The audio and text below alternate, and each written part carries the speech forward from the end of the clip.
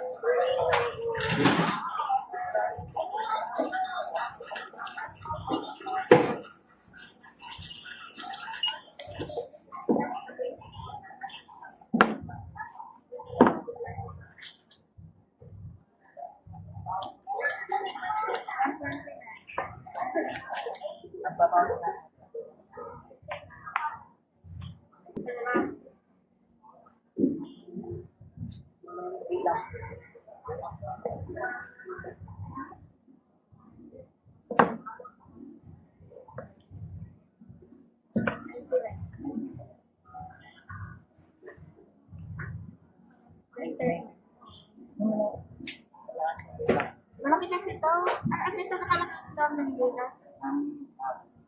Nawala po.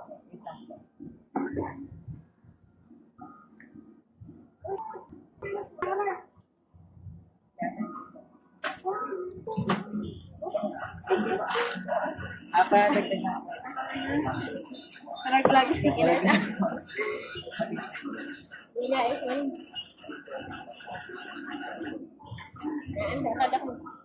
Kanina sa sahig, wala ko nakakita. Buti tayo nakakita kung iba Wala akong kasunod. Wala akong sa kanina. Tayo.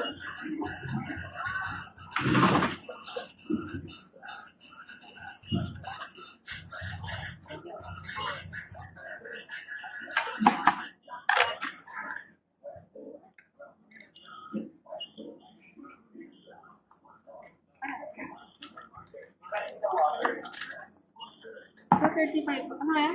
Hindi, kanya yun. Akin.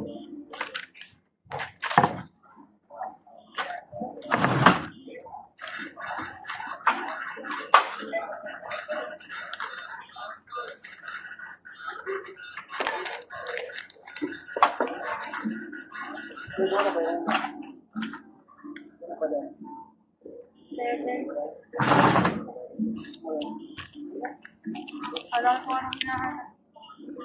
Nalaglag. Nalaglag yung kanyang pera. Baka napatingin sa iyo na... Hindi, wala akong kasunod. Hindi. Nasa likod. 13.50. Okay. Nasa likod ko lang siya. Nadaanan niyo na po yata yun. Hindi ko pa